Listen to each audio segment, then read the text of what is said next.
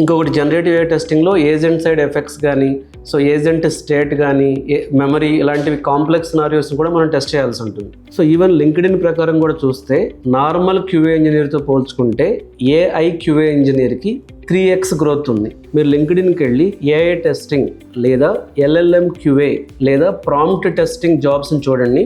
So 2024తో పోల్చుకుంటే 25-26లో 3x times ఈ jobs increase అయినాయి. శాలరీ కూడా ఆల్మోస్ట్ డబుల్ అయింది. సో శాలరీ డబుల్ అయింది, నెంబర్ ఆఫ్ ఓపెనింగ్స్ ఏమో 3x టైమ్స్ గ్రో అయినాయి.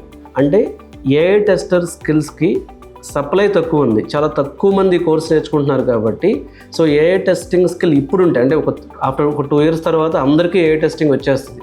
కానీ ఇప్పుడు ఉంటే ఏంటంటే డిమాండ్ ఉంది, సప్లై తక్కువ ఉంది, ఆల్మోస్ట్ డబుల్ ప్యాకేజెస్ ఇస్తున్నారు. అట్లాగే సో నెంబర్ ఆఫ్ ఓపెనింగ్స్ కూడా 3x టైమ్స్ గ్రో అయినాయి.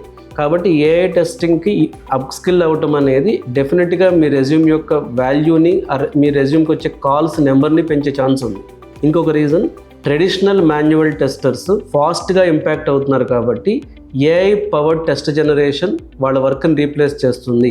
సో ఫస్ట్ మీరు రెజ్యూమ్లో ఏఐ టెస్టింగ్ పెట్టకపోతే ట్రెడిషనల్ మాన్యువల్ టెస్టర్కి ఇంకా ఇబ్బంది అయ్యే ఛాన్స్ ఉంది. సో శాలరీ గ్రోత్ కూడా ఎఫెక్ట్ అయ్యే ఛాన్స్ ఉంది.